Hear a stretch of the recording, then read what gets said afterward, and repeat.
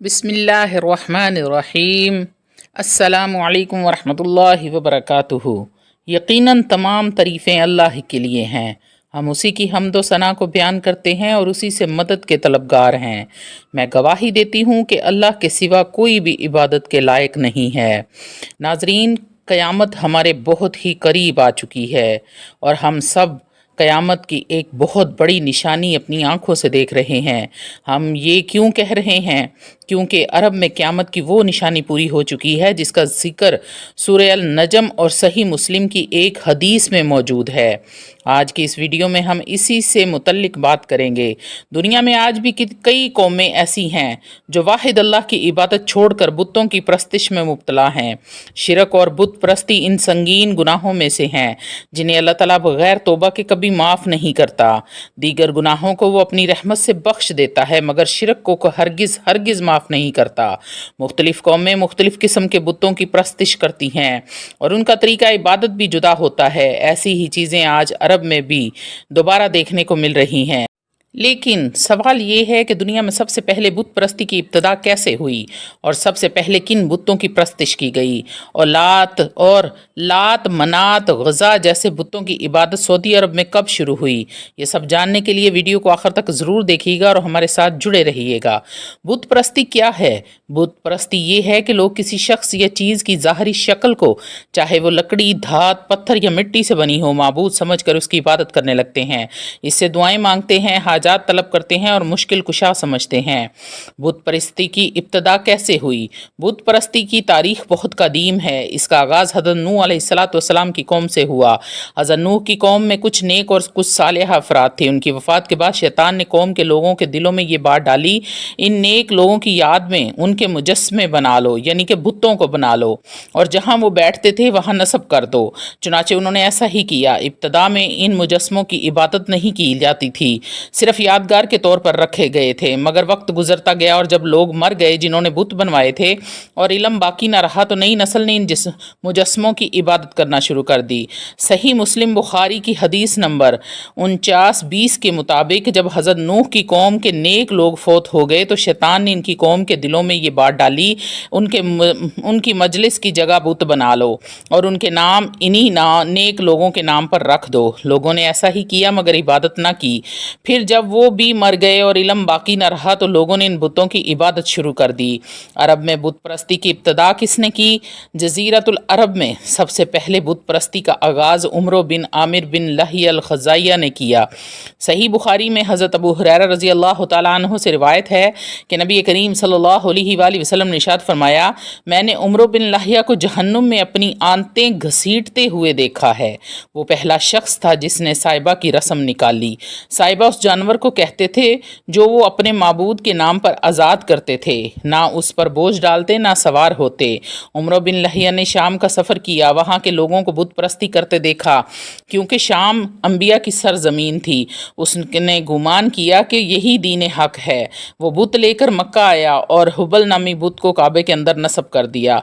क्योंकि मक्का के लोग इसको अपना पेशवा मानते थे, उन्होंने भी इस बुत की परस्तिश शुरू कर दी। खाना काबा में 360 बुत कैसे आए? रफ्ता रफ्ता मक्के के लोगों ने भी बुत परस्ती को इख्तियार कर लिया। यहाँ तक एक वक्त वो भी आया जब खाना काबा में 360 बुत रखे गए थे। हालांकि आम अरब हज़रत इस्माईल अलैहिस्सलाम की तबलीग की वजह से तौहीद के पैरोकार थे, लेकिन वक्त के साथ उन्होंने दीन के अहकामात भुला दिए और शिरक और बुत परस्ती में पड़ गए। लात मनात और गुज़ा के बड़े बुत, लात ताइफ के करीब नस्ब था, मनात बुत मदीना और मक्का के दरमियान कदीद के मकाम पर था, वज़ा मक्का के करीब नखला में नस्ब था। अरब के कबाइल इनको खुदा के मुकर्रब मान कर इनकी इबादत करते थे, इनसे दुआएं मांगते थे, कुर्बानियाँ देते थे और समझते थे कि वो अल्लाह के यहाँ उनकी सिफारशी हैं। हुबुल एक इंसानी शक्ल का बुत था जो उमर बिन लही शाम से लेकर खाना काबा में रख आया था। कुरैश इसकी बहुत इज्जत करते थे। नाजरीन, ये सब निशानियां हमें ये याद दिलाती हैं कि क़यामत करीब है। कुरान मजीद फुरकान हमीद में अल्लाह रब्बुल इज़्ज़त ने इरशाद फरमाया, तुम और तुम्हारे माबूद जहन्नुम का ईंधन होंगे। अहले मक्का हुबल को सबसे बड़ा और अहम बुत समझने लगे थे।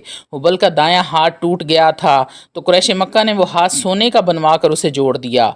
हुबल के अलावा अरब के कदीम बुतों में से एक मनात भी था जो पहले मशलल में रखा गया था। پھر طائف میں لات اور اس کے بعد وادی نخلا میں عزا نامی بت وجود میں آیا۔ یہ تینوں عرب کے بڑے بت تھے۔ اس کے بعد حجاز کے ہر خطے میں بت پرستی اور شرک نے اپنے قدم جما لیے۔ آپ سب نے تاریخ اسلام میں نبی کریم صلی اللہ علیہ وآلہ وسلم کی آمد سے پہلے کے 3 مشہور بتوں کا ذکر ضرور سنا ہوگا، لات، منات اور عزا۔ ان بتوں کے بارے میں سرسری طور پر تو آپ پڑھ چکے ہیں، لیکن آج میں آپ کو ان کی تفصیل سے آگاہ کرنا چاہتی ہوں، جو کہ تاریخ کی کتابوں میں موجود ہے، لیکن اس کی مکمل تفصیل سے بہت کم لوگ واقف ہیں۔ عرب کے لوگ گمراہ ضرور تھے، لیکن بہت ذہین اور سمجھدار تھے۔ تمام تر وحشیانہ خون ریزی کی فطرت کے باوجود وہ نہایت زبردست عقل اور فہم اور منطقی سوچ رکھتے تھے۔ اب سوال یہ ہے کہ ایسے سمجھدار لوگ بت پرستی کی طرف کیسے مائل ہوئے؟ یہ ذرا سوچنے والی بات ہے۔ جب میں نے تاریخ کے اس سچ کو کھنگالنے کی کوشش کی تو کئی چیزیں میرے سامنے آئیں۔ جیسا کہ آپ جانتے ہیں کہ لات، منات اور عزا یہ تینوں بت خانہ کعبہ میں رکھے گئے تھے، جنہیں فتح مکہ کے وقت نبی کریم صلی اللہ علیہ وآلہ وسلم نے توڑ کر خانہ کعبہ سے باہر پھینک دیا تھا۔ یہ تینوں بت دوسرے بتوں کے ساتھ خانہ کعبہ میں موجود تھے، لیکن اب میں آپ کو تاریخ کی ایک نئی بات بتاتی ہوں جس پر اکثر مسلمان غور کرنے کی بجائے آگے نکل جاتے ہیں۔ یہ بت جو خانہ کعبہ میں نصب کیے گئے تھے، انہیں آپ علامتی یا ڈمی بت کہہ سکتے ہیں۔ اصل بت وہ تھے جن کے لیے باقاعدہ عبادت گاہیں اور مندر بنائے گئے تھے، اور ان مندروں میں ہی ان کی اصل عبادت کی جاتی۔ یہ مندر عرب کے مختلف علاقوں میں موجود تھے، اور ان بستیوں میں بسنے والے لوگ ان مندروں میں آ کر ان بتوں کی عبادت کرتے، ان پر چڑھاوے چڑھاتے، یہاں تک کہ ان کے سامنے جانوروں کی قربانی کی منتیں مانی جاتی اور ان کے لیے باقاعدہ قربان گاہیں بنی ہوتی جہاں جانوروں کو لا کر ذبح کیا جاتا۔ حیرت کی بات یہ تھی کہ ان بتوں کو ماننے والوں کی تعداد میں مسلسل اضافہ ہوتا جا رہا تھا۔ سب سے زیادہ حیران کن بات یہ تھی کہ اس قدر ذہین عرب اب ان بیجا بتوں کی عبادت پر کیسے لگ گئے تھے؟ ان بتوں میں ایسا کیا تھا کہ انہیں پوجنے والوں کی تعداد میں کمی کی بجائے اضافہ ہوتا جا رہا تھا؟ بتوں کو پوجنے والوں کی تعداد میں مسلسل اضافہ ہونا، یہ سوال یہ تھا کہ آخر وہ ان بتوں میں عربوں کو کیا دکھاتے تھے کہ وہ ان کی عبادت پر مجبور ہو جاتے تھے؟ لات، منات اور عزا یہ تینوں دیویاں تھیں۔ ان کے بارے میں عربوں میں یہ مشہور تھا کہ یہ اللہ کی بیٹیاں ہیں۔ نعوذ باللہ، استغفر اللہ۔ عربوں کے درمیان یہ عقیدہ بہت عام تھا، اسی لیے ان دیویوں کو اللہ کی بیٹیاں قرار دے کر ان کی عبادت کی جاتی تھی۔ یہ تینوں زنانہ بت پورے عرب میں سب سے زیادہ مشہور اور پوجے جانے والے بت تھے۔ ان بتوں کے ساتھ 3 شیطانی چڑیلیں بھی منسلک تھیں۔ لفظ چڑیل یہاں صرف سمجھانے کے لیے استعمال کیا گیا ہے، دراصل یہ تینوں مونس اجسام تھے، یعنی خواتین کی شکل میں ظاہر ہونے والی جناتی مخلوق۔ وہ بتوں کے اندر جا کر بیٹھ جاتی اور جب کوئی ان کے سامنے سجدہ کرتا یا منت مانتا تو وہ ان سے ہم کلام ہو جاتی۔ یہ شیاطین جب ان افراد کو ان کے ذاتی مسائل بتاتی جن کا علم صرف خود ان لوگوں کو ہوتا تو وہ حیرت میں پڑ جاتے کہ واقعی یہ بت نعوذ باللہ اللہ کی بیٹیاں ہی ہوں گی۔ ان بتوں کی خدمت کے لیے مندروں میں پجاری مقرر کیے جاتے جو ان کی عبادت کے مخصوص طریقے لوگوں کو سکھاتے اور ان سے مال سمیٹتے۔ اس طرح گمراہی کا یہ نظام پورے زور و شور سے چلتا رہا۔ لات، منات اور عزا، ان میں سب سے زیادہ اہمیت عزا کو حاصل تھی۔ عزا کا لفظ عزت سے نکلا ہے، یعنی سب سے زیادہ قابل احترام۔ عزا کا بت ایک بستی خراج میں واقع تھا جو وادی نخلا میں شوق عکاظ کے مقام کے قریب تھی۔ یہ وہی مقام ہے جہاں جنات کی ایک جماعت نے نبی کریم صلی اللہ علیہ وآلہ وسلم سے ملاقات کی تھی اور آپ صلی اللہ علیہ وآلہ وسلم نے انہیں دعوت اسلام دے کر مسلمان بنایا تھا۔ عزا کا بت ایک شاندار مندر میں رکھا گیا تھا۔ اس مندر کی خدمت ایک پجاری عورت بیا امنا کیا کرتی تھی۔ مندر کے سامنے کچھ فاصلے پر جھاؤ، اردو میں جھاؤ، عربی میں اصل اور ہندی میں تمر کے 3 درخت تھے۔ یہ ایک خود رو صحرائی پودا ہوتا ہے جو سنسان علاقوں میں اگتا ہے۔ اس کے پتے نہایت کثرت سے اور کڑوے ہوتے ہیں اور اس کی ٹہنیوں سے ٹوکریاں بنائی جاتی ہیں۔ ان درختوں پر عزا کا بسیرا تھا، یعنی وہ شیطانی قوت انہیں درختوں پر رہتی تھی جو مندر کے قریب تھے۔ اس بارے میں کسی کو علم نہ تھا کہ جس بت کی پوجا کی جا رہی ہے وہ دراصل ایک شیطانی طاقت ہے۔ جب کبھی لوگ عزا کی پوجا منت چڑھاوے کے لیے آتے تو وہ شیطان مندر کے بت میں داخل ہو کر بولتا اور ان کے مسائل کا شیطانی قوت سے حل بتاتا اور انہیں گمراہ کرتا۔ اس کا آقا یعنی ابلیس اس کی کارگزاری پر خوش ہوتا۔ جب مکہ فتح ہوا تو کچھ ہی دنوں بعد بتوں کا صفایا شروع ہو گیا۔ خانہ کعبہ میں رکھے ہوئے تمام بت توڑ دیے گئے اور حقیقی رب کا نور چمکنے لگا۔ خانہ کعبہ سے بتوں کو ہٹانے کے بعد مختلف دیہاتوں اور بستیوں میں بنے مندروں میں موجود بتوں کی باری آئی۔ جب چھوٹے موٹے بت ختم کر دیے گئے تو سب سے بڑے اور مشہور بت عزا کی باری آ گئی۔ 25 رمضان المبارک کو نبی کریم صلی اللہ علیہ وآلہ وسلم نے حضرت خالد بن ولید رضی اللہ تعالیٰ عنہ کو طلب فرمایا۔ انسانی تاریخ کی سب سے قابل ترین جرنیل حضرت خالد رضی اللہ تعالیٰ عنہ کو عزا کے خاتمے کا مشن سونپا گیا۔ آپ صلی اللہ علیہ وسلم نے انہیں حکم دیا کہ وہ عزا کے مندر کے قریب موجود جھاؤ کے 3 درختوں میں سے ایک کو کاٹ دیں۔ حضرت خالد بن ولید رضی اللہ تعالیٰ عنہ بارگاہ رسالت سے حکم پا کر خراج کی بستی پہنچے، وہاں مندر تلاش کیا اور اس کے قریب موجود جھاؤ کے ایک درخت کو کاٹ دیا اور واپس آ گئے۔ جب نبی کریم صلی اللہ علیہ وآلہ وسلم کی خدمت میں حاضر ہوئے اور درخت کاٹنے کا حال سنایا تو آپ صلی اللہ علیہ وآلہ وسلم نے حضرت خالد بن ولید رضی اللہ تعالیٰ عنہ سے پوچھا، اے خالد، جب تم درخت کاٹ رہے تھے تو کیا اس دوران کوئی خاص واقعہ پیش آیا؟ حضرت خالد رضی اللہ تعالیٰ عنہ نے عرض کی، یا رسول اللہ، میں نے کسی قسم کا کوئی خاص واقعہ رونما ہوتے نہیں دیکھا۔ اس پر نبی کریم صلی اللہ علیہ وآلہ وسلم نے حضرت خالد کو حکم دیا، پھر جا کر دوسرا درخت بھی کاٹ دو۔ حضرت خالد بن ولید رضی اللہ تعالیٰ عنہ دوبارہ اس مقام پر پہنچے اور دوسرا درخت کو کاٹ کر واپس نبی کریم صلی اللہ علیہ وآلہ وسلم کی خدمت میں حاضر ہوئے اور سارا حال بیان کیا۔ آپ نے دوبارہ استفسار فرمایا، اے خالد، اس بار جب تم درخت کاٹ رہے تھے تو کوئی غیر معمولی واقعہ تو نہیں پیش آیا؟ حضرت خالد بن ولید رضی اللہ تعالیٰ عنہ نے عرض کی، یا رسول اللہ، اس بار بھی کوئی خاص واقعہ پیش نہیں آیا۔ پھر نبی کریم صلی اللہ علیہ وسلم نے انہیں تیسرے درخت کو کاٹنے کا حکم دیا۔ جب حضرت خالد بن ولید رضی اللہ تعالیٰ عنہ تیسرے درخت کے قریب پہنچے اور اسے کاٹنے کا ارادہ کیا تو اچانک عزا نامی چڑیل ان کے سامنے ظاہر ہو گئی۔ وہ ایک نہایت بدصورت بوڑھی ننگی عورت کی شکل میں تھی اور انگاروں کی مانند دہکتی آنکھوں سے حضرت خالد کو گھورنے لگی۔ اچانک مندر کا پجاری بلند آواز سے چلایا، اے عزا، خالد کو قتل کر دے، اگر تو نے خالد کو قتل نہ کیا تو آج تو ذلیل اور رسوا ہو جائے گی۔ عزا حضرت خالد کی طرف بڑھی تو آپ رضی اللہ تعالیٰ عنہ نے فوراً تلوار نکالی اور اللہ کا نام لے کر اس پر حملہ کر دیا۔ پہلی ہی ضرب میں اس کا سر تن سے جدا ہو گیا۔ جیسے ہی اس کا جسم زمین پر گرا وہ تڑپنے لگی اور پھر آگ پکڑ کر جلنے لگا، یہاں تک کہ چند لمحوں میں وہ صرف کوئلے کے ڈھیر میں تبدیل ہو گیا۔ پھر حضرت خالد بن ولید نے اس بت کو بھی ٹکڑے ٹکڑے کر دیا اور اس کے بعد مندر کے پجاری کو بھی قتل کیا اور واپس روانہ ہو گئے۔ آپ صلی اللہ علیہ وآلہ وسلم نے پورا واقعہ نبی کریم صلی اللہ علیہ وآلہ وسلم کی خدمت میں عرض کیا تو آپ صلی اللہ علیہ وآلہ وسلم نے ارشاد فرمایا، یہ تھی عزا، اب ہمیشہ کے لیے ختم ہو گئی ہے، اس کی دوبارہ کبھی عبادت نہیں کی جائے گی۔ یوں صدیوں سے پوجی جانے والی ایک شیطانی طاقت کا ہمیشہ کے لیے خاتمہ ہو گیا اور یہ کارنامہ نبی کریم صلی اللہ علیہ وآلہ وسلم کے حکم پر سیف اللہ حضرت خالد بن ولید رضی اللہ تعالیٰ عنہ نے انجام دیا۔ ناظرین، یہ تھی عزا بت کی مکمل کہانی۔ صحیح بخاری کی شرح فتح الباری میں حضرت عبداللہ بن عباس رضی اللہ تعالیٰ عنہ سے منقول ہے، لات طائف میں تھا، بعض کے نزدیک اس کا مقام نخلا یا عکاظ تھا۔ لات کا لفظ لت سے نکلا ہے جو لطیف، مخلوط کرنے والا کے معنی ہے۔ کہا جاتا ہے کہ ایک شخص طائف کے قریب رہتا تھا، اس کے پاس بکریاں تھیں، وہ آنے جانے والوں کو اس کے دودھ سے حریرہ بنا کر کھلاتا تھا، میٹھا مشروب اور گھول کر پلاتا تھا، اسی وجہ سے اسے لات کہا جانے لگا۔ وقت کے ساتھ اس کے گرد عبادات شروع ہو گئی اور وہاں ایک گھر بنا دیا گیا۔ علامہ قرطبی رحمۃ اللہ علیہ نے غزہ کے بارے میں لکھا ہے، وہ سفید پتھر تھا اور اس کی جگہ وادی بطحہ نخلا تھی۔ جالم بن اسد نے اس کی عبادت کا آغاز کیا، وہاں ایک گھر بنایا گیا جس میں سے آوازیں آیا کرتی تھی۔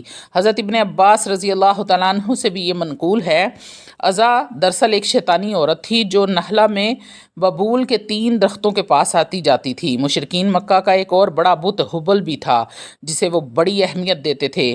غزوہ احد کے موقع پر جب مسلمانوں کو وقتی شکست کا سامنا ہوا تو مشرکوں کے سردار ابو سفیان نے بلند آواز سے نعرہ لگایا، اے حبل، تو بلند ہو جا۔ اس پر نبی کریم صلی اللہ علیہ وآلہ وسلم نے صحابہ اکرام رضی اللہ تعالیٰ عنہ سے ارشاد فرمایا، اس کے نعرے کا جواب دو۔ تو صحابہ نے عرض کیا، یا رسول اللہ، ہم کیا جواب دیں؟ آپ صلی اللہ علیہ وآلہ وسلم نے ارشاد فرمایا، یوں کہو، اللہ ہی سب سے بلند اور سب سے بڑا ہے۔ ابو سفیان نے پھر کہا، ہمارے لیے عزا بت، تمہارے لیے کوئی عزا نہیں۔ یہ ان کا وہی باطل غرور تھا، کیونکہ وہ تو اپنے جھوٹے معبودوں کا سہارا لیتے تھے، جبکہ خالص محدثین صحابہ صرف اللہ کی عظمت اور کبریائی بیان کرتے تھے۔ عرب کے 3 بڑے بتوں کا تذکرہ تیسرا بت جس کا ذکر کیا گیا وہ منات تھا، یہ بھی عرب کے مشہور معروف بتوں میں سے ایک تھا۔ تفسیر قرطبی میں لکھا ہے کہ اس کا نام منات اس لیے رکھا گیا کیونکہ اس کے ذریعے تقرب حاصل کرنے کے لیے کثرت سے خون بہایا جاتا۔ یہ بت بنی خزاعہ اور بنی حذیل کا معبود تھا اور وہ اس کے نام کی قسمیں کھاتے تھے۔ یہ بت مقام مشل میں رکھا گیا تھا جو آج مکہ مکرمہ اور مدینہ منورہ کے درمیان واقع ہے اور مکہ کے زیادہ قریب ہے۔ عمر بن لہیہ نے منات کو سمندر کے کنارے نسک قربانی کی جگہ کے قریب رکھا تھا۔ قبیلہ اوس اور خزر جس کا حج کرتے تھے طواف کرتے تھے، اور جب عرفات سے فارغ ہوتے تو منا کی بجائے اللہ تعالیٰ نے قرآن مجید فرقان حمید میں ارشاد فرمایا، کیا تم نے لات، عزا اور تیسری دیوی منات کو دیکھا؟ کیا تم نے غور کیا کہ یہ کچھ فائدہ پہنچا سکتے ہیں یا کوئی نقصان؟ جب یہ کچھ نہیں کر سکتے تو انہیں عبادت میں اللہ کا شریک کیوں ٹھہرایا؟ جب اسلام کا نور پھیلا تو ان جھوٹے معبودوں کا خاتمہ ہوا، جیسا کہ پہلے ذکر ہوا۔ لات طائف میں واقع تھا، وہاں بنی تقیف کا قبیلہ آباد تھا۔ جب وہ لوگ مدینہ منورہ آئے اور اسلام قبول کیا تو انہوں نے آپ صلی اللہ علیہ وآلہ وسلم سے درخواست کی کہ ہمارا سب سے بڑا بت لات 3 سال تک باقی رہنے دیا جائے۔ آپ صلی اللہ علیہ وآلہ وسلم نے انکار فرما دیا۔ آپ صلی اللہ علیہ وآلہ وسلم نے حضرت مغیرہ بن شعبہ اور ابو سفیان بن حرب رضی اللہ تعالیٰ عنہ کو بھیجا، جنہوں نے جا کر لات کو گرا کر توڑ ڈالا۔ بنی ثقیف کے لوگوں نے یہ بھی کہا تھا، ہم اپنے ہاتھوں سے بت نہیں توڑیں گے اور ہم سے نماز کا مطالبہ نہ کیا جائے۔ تو آپ صلی اللہ علیہ وآلہ وسلم نے ارشاد فرمایا، بت تم اپنے ہاتھوں سے نہ توڑو، یہ بات مان لیتے ہیں، لیکن نماز تو ضرور پڑھنی ہوگی، کیونکہ اس دین میں کوئی خیر نہیں جس میں نماز نہ ہو۔ تفسیر ابن کثیر میں لکھا ہے، منات کو توڑنے کے لیے آپ صلی اللہ علیہ وآلہ وسلم نے حضرت سعد بن زید اشہلی یا بعض اقوال کے مطابق حضرت علی ابن ابی طالب رضی اللہ تعالیٰ عنہ کو بھیجا، جنہوں نے اس کو جڑ سے اکھاڑ دیا۔ دوسرے مشہور بت، عرب میں اور بھی کئی بت مشہور تھے، ان میں سے ایک تھا ذوالخلصہ۔ یہ قبیلہ دوس اور خصم کا بت تھا، جسے کعبۃ المینا، یمن کا کعبہ بھی کہا جاتا تھا۔ رسول صلی اللہ علیہ وآلہ وسلم اس کو مٹانے کے لیے حضرت جریر بن عبداللہ بجلی رضی اللہ تعالیٰ عنہ کو بھیجا، جنہوں نے اس کو تباہ کر دیا۔ مشرکین کا ان بتوں سے عقیدہ، لات کے بارے میں مشرکین کا عقیدہ تھا کہ وہ خوشحالی، زرخیزی اور خوبصورتی عطا کرتا ہے۔ عزا کو وہ معاذ اللہ کی بیٹی مانتے تھے۔ ان کے خیال میں عزا روشنی، اندھیرے، دن اور رات اور موسم کی مالک ہے۔ وہ ہر بات پر لات عزا کی قسمیں کھایا کرتے تھے۔ بعض روایات میں یہاں تک آتا ہے کہ آپ صلی اللہ علیہ وآلہ وسلم کی ولادت سے پہلے عرب میں شرک اور بت پرستی خوب پھیل چکی تھی۔ وہ شخص بڑا ہی نیک سیرت اور مہمان نواز انسان تھا جس کا نام لات تھا۔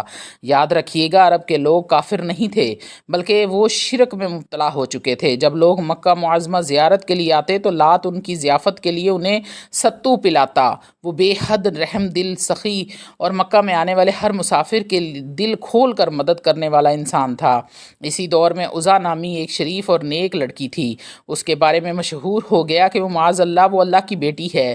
یہ لڑکی طائف کے لوگوں کو ایک ویران جگہ سے ملی تھی اور کسی کو علم نہیں تھا کہ اس کے والدین کون ہیں۔ جب عزا جوان ہوئی تو نہایت حسین اور جمیل اور دلکش تھی۔ جو بھی مرد اسے بری نظر سے دیکھتا کسی نہ کسی بیماری میں مبتلا ہو جاتا۔ لات اور عزا کی شہرت پورے عرب میں پھیل گئی، چنانچہ مکہ اور طائف کے سرداروں نے فیصلہ کیا کیوں نہ ان دونوں کی شادی کرا دی جائے۔ چنانچہ ایسا ہی کیا گیا اور لات اور عزا کا نکاح ہو گیا۔ لیکن جب وہ دونوں شادی کی پہلی رات اپنے کمرے میں گئے تو ایسے غائب ہوئے کہ آج تک ان کا کچھ پتہ نہ چل سکا کہ وہ کہاں گئے۔ عرب میں یہ مشہور ہو گیا کہ لات اور عزا ہمیشہ کے لیے امر ہو گئے ہیں۔ پھر لات کو فرشتہ اور معاذ اللہ عزا کو اللہ کی بیٹی کا درجہ دے کر ان کے بڑے بڑے بت بنا دیے گئے اور ان کی پوجا شروع کر دی گئی۔ مشرکین مکہ نے کعبہ کے طواف کے ساتھ ساتھ لات عزا کی پرستش بھی شروع کر دی۔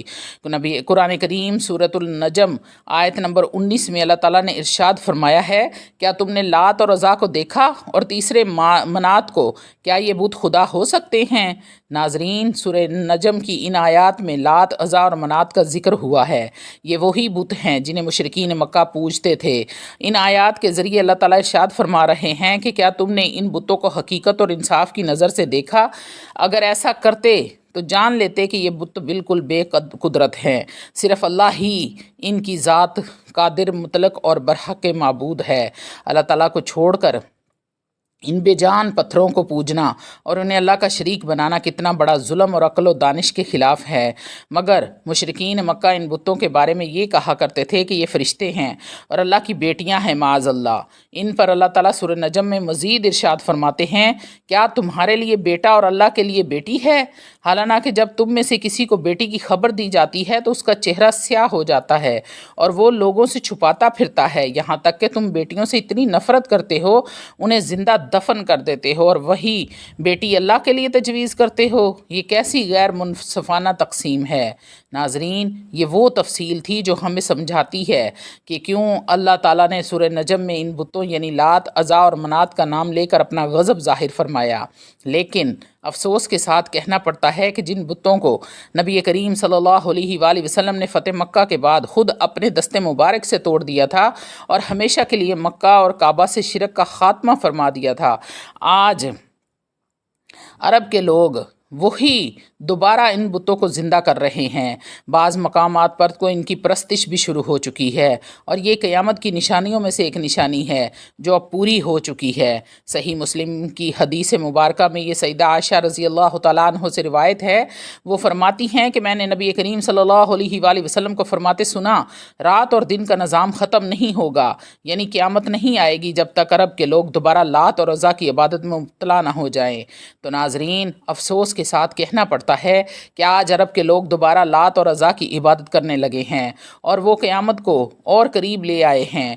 بعض لوگوں نے ان کے مجسمے تاریخی ورثہ قرار دے کر اپنے گھروں میں سجا لیے ہیں، حالانکہ یہی شرک ہے جسے نبی کریم صلی اللہ علیہ وآلہ وسلم نے جڑ سے اکھاڑ دیا تھا۔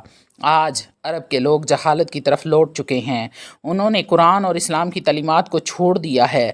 اللہ تعالیٰ نے قرآن کریم میں ان بتوں کے متعلق جو احکامات دیے تھے انہیں نظر انداز کر دیا گیا ہے۔ ان بتوں کو توڑنے کے لیے نبی کریم صلی اللہ علیہ وآلہ وسلم نے اپنے عظیم صحابہ حضرت خالد بن ولید کو بھیجا تھا تاکہ وہ ان بتوں کو ختم کر دیں۔ آج عرب کے لوگ اسلام کے خلاف عمل کر رہے ہیں اور قیامت کی نشانیوں کو پورا کر رہے ہیں جن کی خبر نبی کریم صلی اللہ علیہ وسلم نے پہلے ہی دے دی تھی۔ آپ صلی اللہ علیہ وآلہ وسلم کی ہر بات سچ اور حق ہے اور وہ ضرور پوری ہو کر رہے گی۔ آج ہم ان نشانیوں کو اپنی آنکھوں سے دیکھ رہے ہیں۔ اللہ تعالیٰ عرب کے لوگوں کو ہدایت دے، کیونکہ انہی کی وجہ سے آج پوری امت مسلمہ آزمائش میں مبتلا ہے۔ ہم اللہ تعالیٰ سے دعا کرتے ہیں کہ ہمیں شرک اور بت پرستی سے اپنی پناہ میں رکھے اور ہمارے ایمان کی حفاظت فرمائے۔ حضرت نوح علیہ السلام سے لے کر ہمارے نبی کریم صلی اللہ علیہ وآلہ وسلم تک تمام انبیاء نے ایک اللہ کی عبادت کی دعوت دی ہے۔ تمام انبیاء اور رسول بت شکن تھے۔ اسی راہ حق پر چلنے کے لیے امت مسلمہ کو بھی کوشش کرنی چاہیے۔ اسی مقدس جدوجہد میں سب سے زیادہ حصہ اسی سرزمین کے لوگوں کا ہے جہاں نبی کریم صلی اللہ علیہ وآلہ وسلم نے اپنی زندگی گزار دی۔ آپ صلی اللہ علیہ وآلہ وسلم کے بعد بھی یہ سلسلہ رکا نہیں۔ مسلمان ہمیشہ بت شکن رہے۔ تاریخ اسلام واقعات سے بھری ہوئی ہے۔ مسلمانوں نے کفار کے بڑے بڑے بتوں کو زمین بوس کیا۔ برِ صغیر میں جب 712 ہجری میں حضرت محمد بن قاسم نے ایک مسلمان عورت کو بت پرست جابر بادشاہ راجہ داہر کے ظلم سے نجات دلانے کے لیے جہاد کیا تو اسلام کے فتوحات کا مقصد مال یا زمین نہیں بلکہ ظلم سے نجات دینا تھا۔ اس کے بعد سلطان محمود غزنوی نے سومنات کے بت کو توڑا۔ یہ عام بت نہیں تھا بلکہ اس کا تعلق عرب کے لات، منات اور عزا سے جوڑا جاتا ہے۔ سلطان محمود کے بعد شہاب الدین غوری نے دہلی میں اسلامی حکومت کی بنیاد رکھی جس سے برِ صغیر میں مسلمان فاتحین کا سلسلہ شروع ہوا۔ لیکن آج مسلمان اپنے دین سے اتنے دور ہو چکے ہیں کہ بزرگان دین کی قبروں کو سجدہ گاہ بنا لیا گیا ہے۔ اب معاملہ قبروں سے آگے بت پرستی تک جا پہنچا ہے۔ آج بڑی بڑی شخصیات کے مجسمات بنائے جا رہے ہیں، اگرچہ ابھی ان کی عبادت نہیں کی جا رہی لیکن دلیلی دی جاتی ہے کہ ان کو دیکھ کر ہم نیک کام کرنے کے لیے ترغیب حاصل کرتے ہیں۔ لیکن ممکن ہے کہ آنے والی نسلیں ان کی عبادت بھی شروع کر دیں، مگر جہاں بت پرستی ہوتی ہے وہاں بت شکن بھی پیدا ہوتے ہیں۔ طویل عرصہ ہندو سکھوں کے ساتھ رہنے کی وجہ سے ہم ان کی فرسودہ روایات، ثقافت اور رسومات کو ترک نہ کر سکے۔ آج کچھ گمراہ مسلمان سندھ میں اور خود ساختہ دانشور محمد بن قاسم جیسے بت شکن کو دہشت گرد کہتے ہیں اور ظالم عیاش کافر راجہ داہر کو ہیرو بنا کر پیش کرتے ہیں۔ اسی طرح لاہور کے شاہی قلعے میں رنجیت سنگھ کا مجسمہ نصب ہے جس نے مسلمانوں پر ظلم کیے۔ ایک بت شکن نے اسے توڑ دیا تھا تو قانون فوراً حرکت میں آ گیا۔ حکومت وقت نے کہا تھا کہ مجسمہ دوبارہ بنایا جائے گا اور مجرم کو سزا دی جائے گی۔ ریاست مدینہ کا نعرہ لگانے والوں سے یہ پوچھنا بنتا ہے کہ کون سی ریاست مدینہ جہاں کافروں کے بت بنائے جا رہے ہیں؟ افسوس کہ ہم بت شکن سے بت پرست بن چکے ہیں۔ اللہ تعالی ہمیں اسلام کو سمجھنے اور اس پر عمل کرنے کی توفیق عطا فرمائے۔ پیارے ناظرین، ویڈیو کے آخر میں ایک مشترکہ دعا پیش کی جا رہی ہے۔ جو بھی اس دعا میں شامل ہوگا میرا ایمان ہے کہ اللہ تعالی اس کی تمام جائز حاجات کو پورا فرما دے گا۔ بسم اللہ الرحمن الرحیم۔ اللہم صلی علی سیدنا و مولانا محمد وعلی آل محمد کما صلیت علی ابراہیم وعلی آل ابراہیم انکا حمید مجید۔ اللہم بارک علی محمد وعلی آل محمد کما بارکت علی ابراہیم وعلی آل ابراہیم انکا حمید مجید۔ اللہ تعالی ہمیں نیک ہدایت، ایمان، عمل اور صالحہ توفیق عطا فرمائے۔ یا اللہ، تو نے ہمیں اپنے محبوب نبی کریم صلی اللہ علیہ وآلہ وسلم کا محبوب مصطفیٰ کا امتی بنایا ہے۔ یا اللہ، ہمیں اپنے پیارے حبیب صلی اللہ علیہ وآلہ وسلم کے صدقے ہماری زندگیاں پرسکون اور آسان فرما دے۔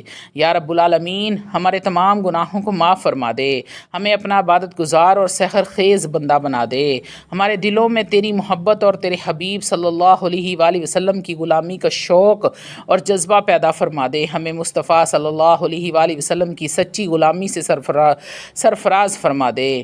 یا اللہ، ہمارے دلوں کی ویران بستی کو اپنی رحمت سے آباد کر دے، ہمیں ہمیشہ اس راستے پر قائم اور دائم رکھنا جو آپ صلی اللہ علیہ وآلہ وسلم نے ہمیں بتایا ہے۔ اے بلندیوں کے بادشاہ رب کائنات، ہمارے دلوں اور ہمارے قدموں کو اپنی رضا کی طرف موڑ دے۔ یا اللہ، ہمارے پاس کوئی عمل نہیں، ہمیں صرف تیری رحمت کا آسرا ہے۔ اے پاک پروردگار، ہمیں اپنی رحمت میں ڈھانپ لے۔ آمین یا رب العالمین۔